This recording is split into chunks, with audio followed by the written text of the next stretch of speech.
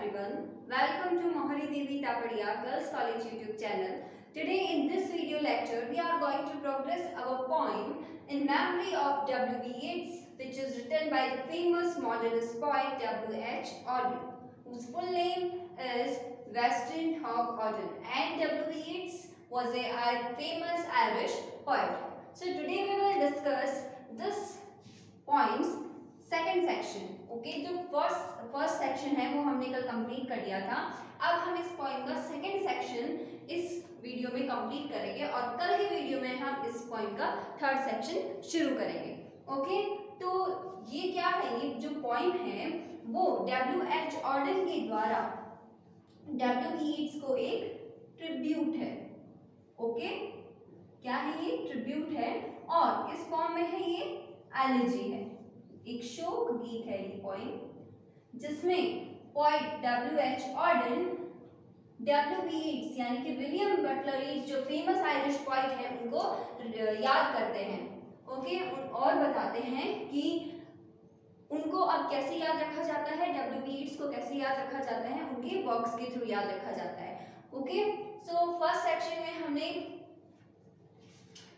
में हमने ये पढ़ लिया था कि किस तरह से जो नेचुरल ऑब्जेक्ट्स हैं वो इधर से उधर अभी भी अपना काम कर रहे हैं, उन्हें W.B. यीट्स की डेथ से कोई भी तरह का फर्क नहीं पड़ा है. ओके, और जैसे पीजेंट्स है, रीवर्स है, वो जैसे तैसे अपना जैसे मतलब हमेशा काम करते हैं रेगुलर, वैसे ही आज किस दिन W.B. यीट्स वाले की डेथ वाले दिन भी वो वैसे ही अपना काम कर रहे हैं. ओके, और उनकी जो डेथ है उनको कैसे याद रखा जाएगा? एक डार्क कोल्ड डे के रूप में याद रखा जाएगा और ऐसे उसे विद्वान याद करेंगे, उनको पढ़ने वाले याद करेंगे कि उस दिन एक असामान्य सी घटना हुई थी. ओके, तो सेक्शन जो सेकंड है पॉइंट का, उसमें हमें पॉइंट क्या बताना चाहते हैं वो हम अपने टेक्स्ट में एक बार पढ़ लेते हैं और उसके बाद हम सेकंड सेक्शन का ये स्टैंजा जो है वो शुरू करते हैं. ओके, तो आप भी अपना जो ये टेक्स्ट है वो अपने सामने रख के फिर पॉइंट पढ़िए ताकि आपको अच्छे से समझ में आ जाए. So in the second stanza, this stanza is more close to poet's life. Okay, ये पोएट की लाइफ के बहुत ही ज्यादा क्लोज हैं and is expressive of his many conflicts and conflicting loyalties and aspirations. Aspirations क्या होती है? अभिलाषा जो है पोएट की, उनके और जो उसके संघर्ष हैं जीवन में, उनके ये वाला जो सेक्शन है उसके बारे में बताता है, उसके बहुत ये करीब है, यानी हमें उसके बारे में बताएगा.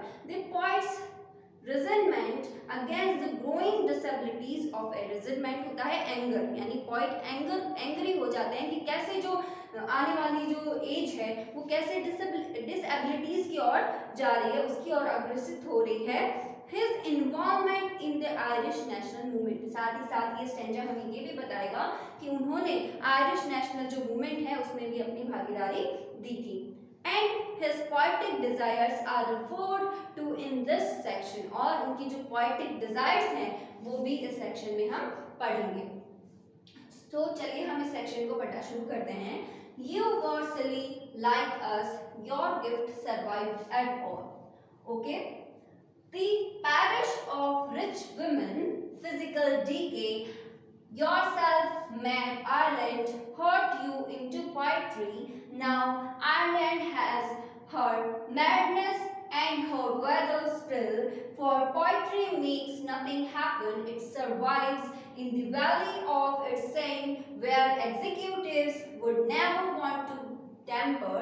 It flows south from wrenches of isolation and the busy griefs, raw towns that we believe and die in. It survives a way of happening a mouth.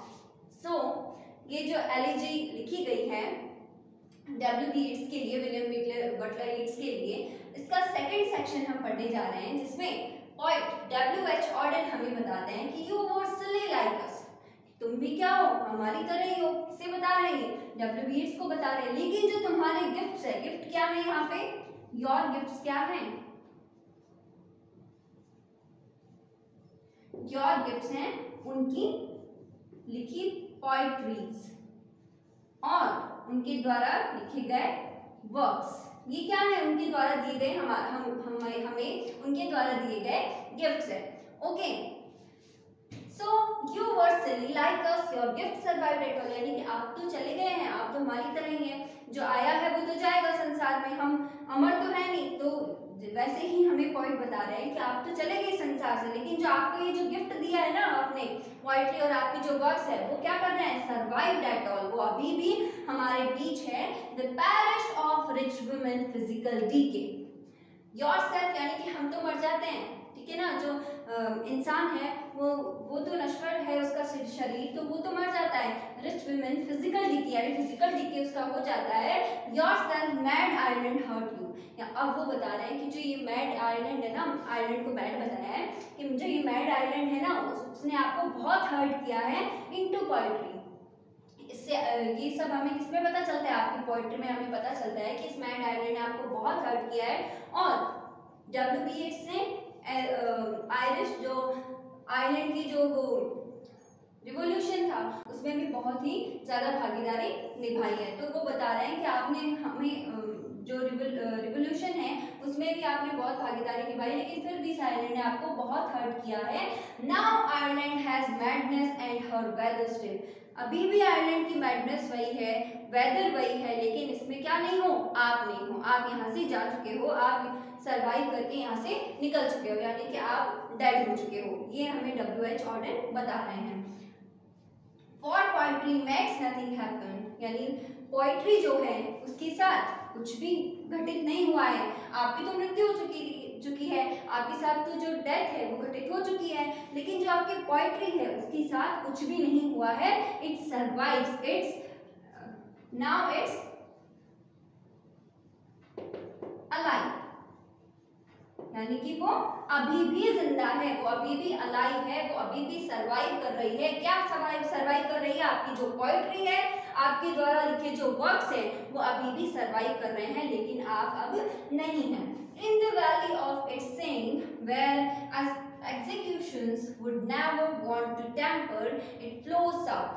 अब वो हमें बता रहे हैं, W.H. ऑर्डन पॉइंट हमें बता रहे हैं कि जो आपकी पोएट्री है वो एक जगह नहीं है, यानी कि आप तो एक जगह ही थे, आयरलैंड में ही थे, ठीक है, यानी आपकी जो सीमा थी वो क्या थी, निश्चित थी, या फिर वो बंधी हुई थी एक तरह से, आप निश्चित जगह पर ही रहते थे, एक पर्टिकुलर प्लेस पे आप रहा करते थे, लेकिन जो आपके वर्क्स है, आपकी जो पोएट्री है वो सर्वाइव ना सिर्फ आइलैंड में कर रही है, ना सिर्फ कि वो आइलैंड में अलाइव है, बल्कि वो फ्लोज साउथ, यानी कि वो दक्षिण में, उत्तर में, यानी वो हर जगह जहां पर भी रीडर्स उनको पढ़ रहे हैं वहां पे वो सर्वाइव कर रही है, और आज भी वो वहां क्या है, अलाइव है।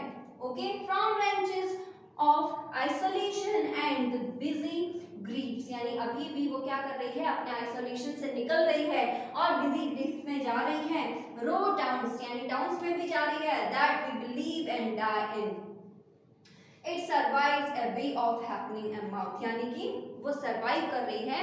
ए माउथ यानी जो रीडर जो उन्हें पढ़ रहा है उनके लिप्स पे वो अभी भी सर्वाइव कर रही है, क्या, आपकी पोएट्री और आपके वर्क्स। और हमें W.H. ऑर्डन ने ये भी बताया है इस पॉइंट में कि जैसे मैं किसी वर्क को पढ़ूंगी तो मैं अपने हिसाब से अर्थ निकालूंगी, आप जब किसी वर्क को पढ़ेंगे तो आप अपने हिसाब से कुछ लाइन्स का अर्थ निकालेंगे, तो ऐसे ही हम अलग अलग लाइन्स का कभी कभी अलग अर्थ निकाल लेते हैं अपने हिसाब से। वैसे ही हमें W.H. ऑर्डन ये भी बता रहे हैं कि वो अभी भी उनके जो वर्क्स एंड पोएट्री है वो सर्वाइव कर रही है, वे ऑफ हैपनिंग ए माउथ, यानी सभी जो रीडर्स हैं उनके लिप्स पे अभी भी उनकी पोएट्री और वर्क्स सर्वाइव कर रहे हैं, यानी कि वो अभी भी क्या है, अलाइव है, अभी भी जिंदा है। लेकिन जो पोएट कौन, W.B. येट्स है, जिन्होंने अपने वर्क्स और पोएट्री लिखे, वो क्या हो चुके हैं, डेड हो चुके हैं, वो इस अर्थ से डिसअपीयर हो चुके हैं, लेकिन उनके जो वर्क्स और पोएट्री है वो अभी भी हमारे सामने अलाइव है, अपीयरेंस में है। सो इस पॉइंट का मैंने आपको सेकंड सेक्शन इस वीडियो में कंप्लीट करवा दिया है। होप आपको अच्छे से समझ में आ जाए। आपको किसी भी तरह का डाउट हो तो मुझसे शेयर कीजिए। अब हम नेक्स्ट वीडियो में मिलते हैं इसके थर्ड सेक्शन के साथ, तब तक के लिए take care, thank you, bye bye.